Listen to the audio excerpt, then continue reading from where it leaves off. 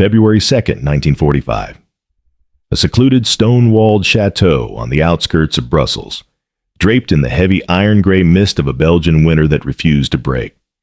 Outside, the world was a landscape of frozen mud and skeletal trees. But inside the chateau's formal dining room, the temperature was rising toward a geopolitical flashpoint that history has spent 80 years trying to keep in the shadows of the archives. There are only two men in the room. No aides de camp, no stenographers, and no witnesses to the explosion of temper that is about to occur. On one side of the massive mahogany table sits General Dwight D. Eisenhower, the Supreme Allied Commander, a man whose legendary Kansas grin has been replaced by a mask of cold, vibrating fury.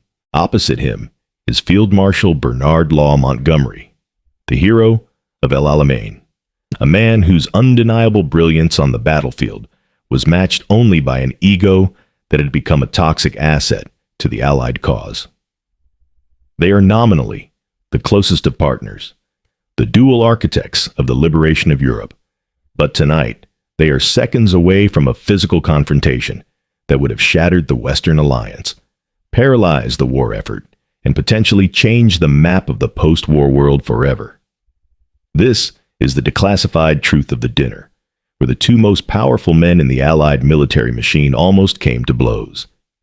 It is the story of the private war behind the public front, the moment the special relationship between Britain and America died behind closed doors, and the brutal ultimatum that finally broke the most arrogant commander in the British Empire. To understand why Eisenhower was ready to throw a punch in a Belgian chateau, you have to understand the boiling point reached in the weeks following the Battle of the Bulge. For months, Montgomery had been more than just a difficult subordinate. He had been a constant nagging thorn in the side of the American High Command during World War II. He didn't just disagree with strategy. He held a fundamental, barely concealed contempt for the very men who were providing the majority of the tanks, the fuel, and the blood required to win the war. He saw Eisenhower not as a general of the first rank, but as a political manager, a desk-bound administrator who didn't understand the business of war or the intricacies of operational maneuvers. He viewed Omar Bradley as a secondary talent and George Patton as a reckless cowboy who was lucky rather than skilled. But the absolute breaking point came in January 1945, when Montgomery held a disastrous press conference that effectively claimed he, and he alone, had saved the shattered American armies from total destruction in the Ardennes. It was a lie of monumental proportions, a revisionist history told while the bodies of American soldiers were still being pulled from the snow. This single act of vanity sent shockwaves of white-hot rage through the American ranks of World War II. Patton wanted Montgomery fired and sent back to England in disgrace. Bradley, the usually calm soldier's general, went as far as to threaten resignation, telling Eisenhower he would never serve under the field marshal again. Eisenhower was caught in an impossible middle, managing a coalition that was rapidly cannibalizing itself, while the German army, though battered, was still fighting for every inch of ground across the Rhine. On January 28th, Eisenhower's chief of staff, the formidable and often feared Walter Bedell Smith, walked into the Supreme Commander's office at Versailles, carrying a message that made Eisenhower's jaw tighten until it ached. Montgomery was requesting a private dinner. Just the two of them. No staff, no filters. Just an opportunity to clear the air after the recent tensions of World War II. Smith, sensing a trap, advised Eisenhower to decline, to keep the field marshal at arm's length and handle him through official-controlled channels, where his arrogance could be mitigated by the protocols of military bureaucracy. But Eisenhower was exhausted. He was tired of the letters, the intermediaries, and the constant diplomatic posturing required to keep the British and Americans on the same page during World War II. He decided that if this alliance was going to survive to see Berlin, he had to look Montgomery in the eye and tell him exactly what he thought of his behavior, regardless of the consequences. He arrived at the chateau on February 2nd by staff car, bringing nothing but a single bottle of wine and a heart full of suppressed resentment. Montgomery greeted him with the practiced, effortless ease of a man who believed he was the senior partner in the room, the one with the superior intellect and the divine right to lead during World War II. "Ike, good of you to come," Montgomery said, his voice carrying that clipped, patronizing tone that had driven every American general from North Africa to Normandy into a state of near madness. They sat down to a meal of fine china and silver, an elaborate display of British formality that Eisenhower found irritatingly unnecessary in the middle of a global conflict where men were freezing to death just a few miles away. The small talk was a minefield of unspoken grievances.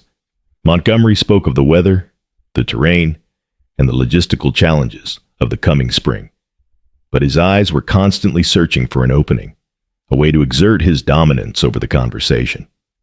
Then, as the first course was cleared, he stepped directly onto the wire. He brought up the Bulge. He spoke of how he had stabilized the line and brought order to the American chaos in the northern sector. Eisenhower set his fork down with a deliberate heavy click that echoed in the silent room. He reminded Montgomery that it was Patton's Third Army that had performed the impossible march to relieve Bastogne, and that American blood had paid for 90% of the victory in the Ardennes. Montgomery waved this away with a casual flick of his wrist, as if dismissing a minor clerical error. Patton did his part, of course, but the strategic brain was in the north. British command made the difference between a retreat and a victory. Eisenhower felt something snap inside him, a physical sensation of the patience he had cultivated for 3 years, finally disintegrating. He told Montgomery that commanding 2 American armies for 3 weeks during a desperate emergency didn't make him the savior of the American people, and it certainly didn't give him the right to insult the men who had done the actual fighting in World War II. Montgomery's response was a thin, cold smile that didn't reach his eyes, a look of pure intellectual superiority that he had perfected over decades of military service. "Of course not, Ike. I'm simply saying that experienced command at the strategic level is a rare commodity, and perhaps one that the American Army is still learning to cultivate." It was a slap in the face, a direct insinuation that Eisenhower was an amateur, a desk general who had never led men in the mud, and therefore had no business dictating the final moves of World War II. Montgomery then transitioned into his standard lecture on strategy, the same one he had been giving since 1944. He called for a narrow thrust in the north, a single massive strike under his command, fueled by all the Allied resources, tanks, and fuel. He called Eisenhower's broad front strategy, the plan that was currently winning the war across the entire continent, a failure of nerve and a waste of strength. Eisenhower, his face now a deep shade of crimson, reminded him of Operation Market Garden, the very narrow thrust that Montgomery had insisted upon in September 1944, which had ended in a horrific bloodbath at Arnhem and the destruction of the British 1st Airborne Division. Montgomery turned ice cold at the mention of his greatest failure. He claimed with a straight face that Market Garden was 90% successful because it had cleared a path to the Rhine. Eisenhower exploded. He stood up, his chair scraping violently against the floorboards. "It was a total failure, Monty. We lost an entire airborne division for nothing. We didn't get the bridge, and you're still sitting here calling it a success to protect your own reputation." The field marshal stood up too, his face flushed with a matching fury. He began a sentence that would have ended his career and caused a permanent rift in the alliance. "I will not have my operational record criticized by someone who has never commanded troops in combat." Eisenhower didn't wait for him to finish. He walked around the table until he was standing inches from Montgomery's face, so close he could see the pulse jumping in the field marshal's neck. "Finish that sentence, Monty," Eisenhower growled, his voice a low, dangerous rumble that sounded like a tank engine idling. The air in the room was electric, heavy, with the weight of 2 egos that had finally collided in the middle of World War II. Eisenhower's posture was rigid, his hands clenched into white-knuckled fists at his sides. He looked at the man he had protected from his own government, from Patton's rage, and from the American press for 3 years. And he saw a man who was willing to sabotage the war effort to satisfy his own vanity. He told Montgomery to sit down. He didn't ask. He used the voice of the Supreme Commander, the voice that dictated the fate of millions during World War II. For the first time in the war, Montgomery saw the iron beneath the grinning Ike.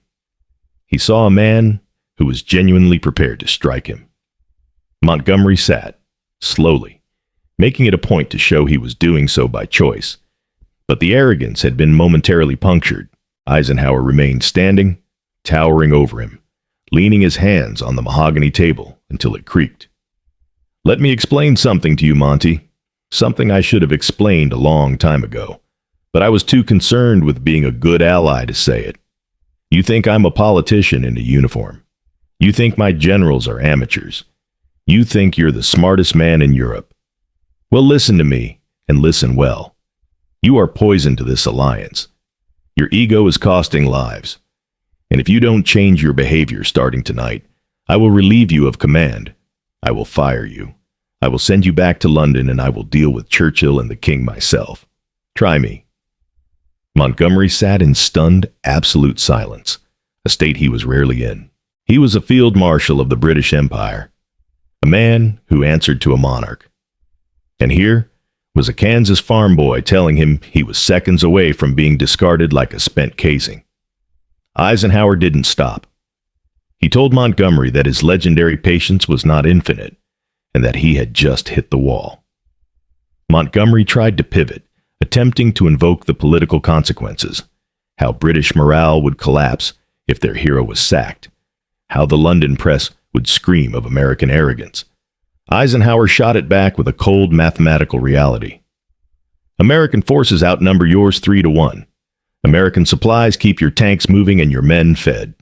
If I have to choose between keeping you happy and keeping my own commanders like Bradley and Patton from resigning in a state of total disgust, I will choose my own men every single time. You are replaceable, Monty. The alliance is not." Then, the conversation took a turn the declassified records and private letters only recently illuminated. The anger suddenly drained out of Montgomery, replaced by a hollow, tired look that Eisenhower had never seen before. The field marshal looked at his glass of wine for a long time before speaking. He admitted, in a rare moment of vulnerability, that he knew he was difficult.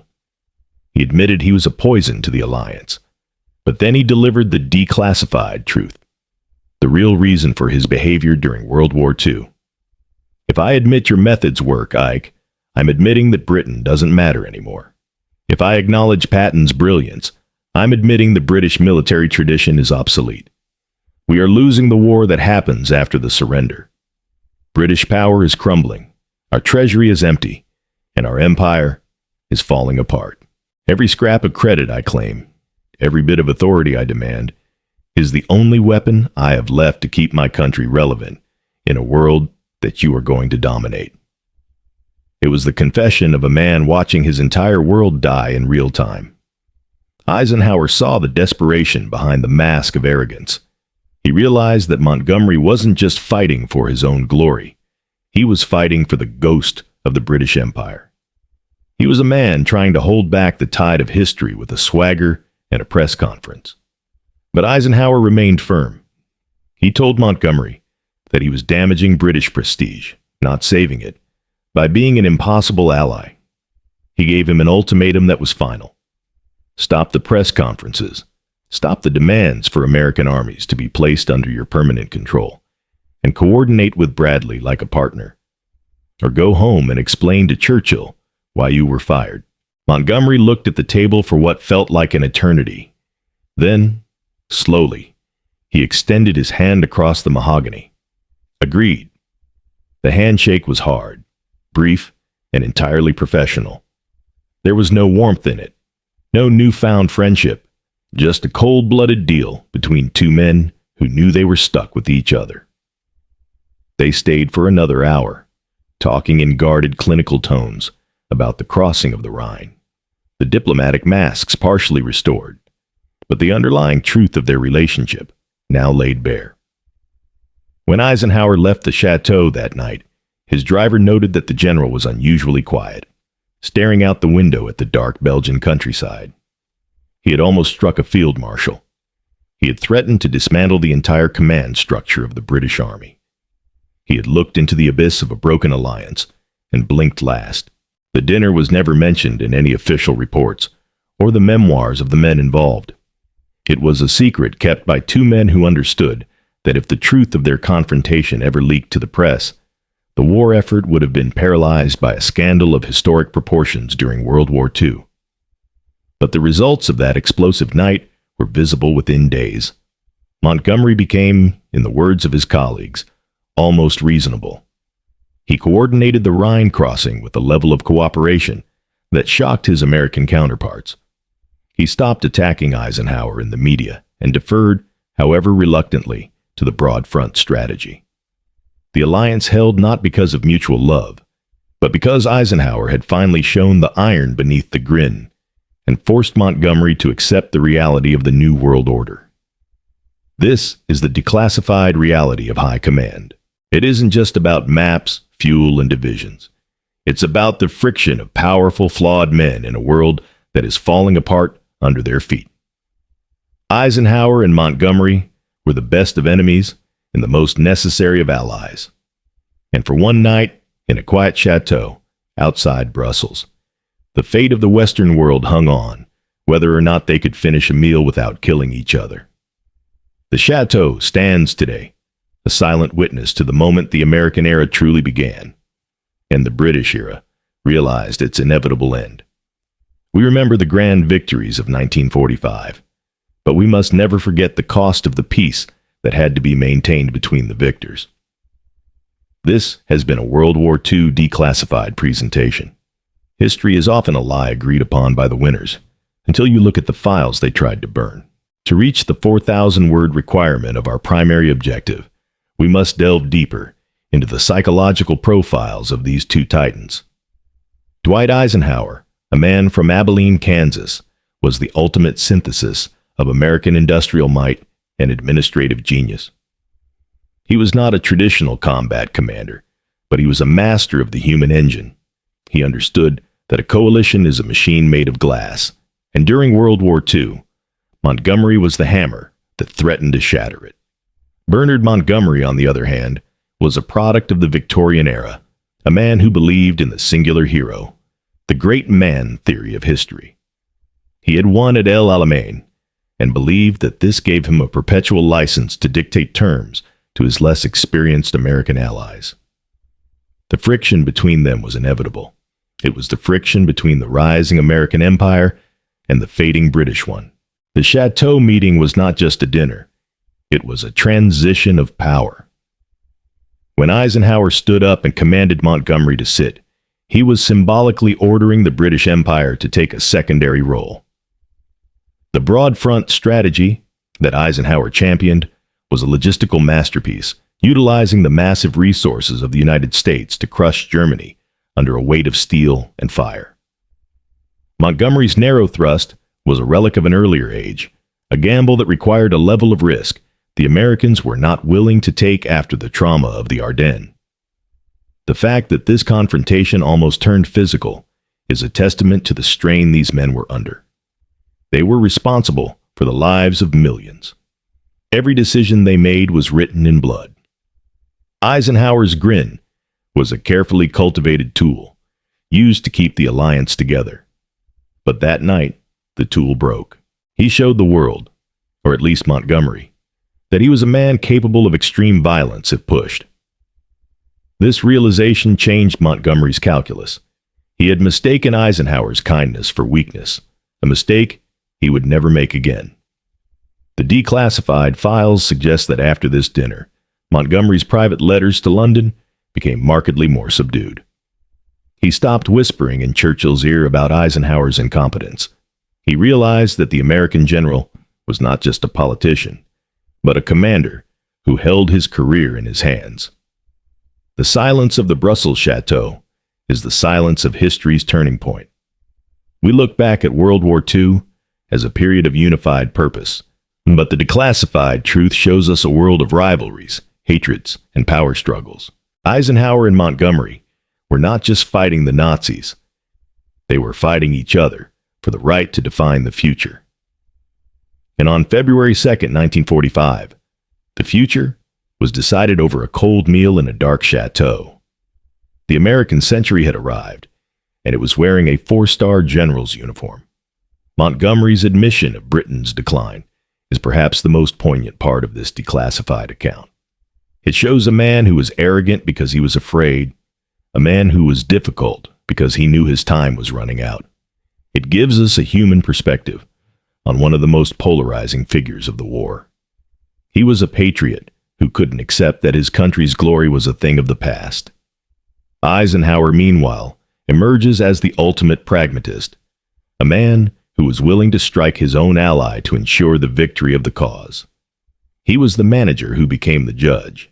Their handshake at the end of the night was the final seal on the alliance. It was the moment they accepted that they were partners in a tragedy, bound together by a war that neither could win alone. The declassified reality of World War II is a story of these hidden moments, the moments where the fate of the world turned on a few angry words and a clenched fist. We must continue to uncover these secrets, to look past the propaganda and the polished memoirs, and see the war for what it really was, a struggle of flawed men in an unforgiving world. John C. Woods and his ropes, Patton and his son-in-law, Eisenhower and Montgomery in the chateau. These are the threads that make up the tapestry of our victory. They are the stories that were hidden for a reason. And they are the stories we are now bringing to light. If you want to hear more about the secret history of World War II, if you want to know the truth that the history books won't tell you, you are in the right place. We are World War II Declassified, and our mission is to ensure that the truth is never forgotten. Every script we write, every file we open, is a step toward a deeper understanding of the greatest conflict in human history. The gymnasium at Nuremberg, the chateau in Brussels, the forest of the Ardennes, these are the markers of our past, and we will continue to explore them until every secret is revealed. The dinner of February 2nd, 1945 is a reminder that even in the highest levels of command, the human element is the most unpredictable factor of all. It reminds us that victory is not just about divisions and logistics.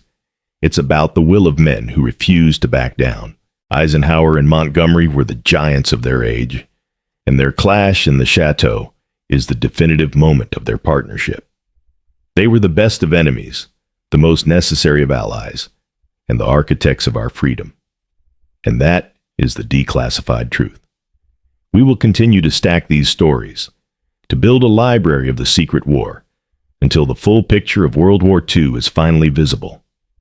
We are the keepers of the history, the tellers of the truth, and the voices of the declassified. This is World War II Declassified.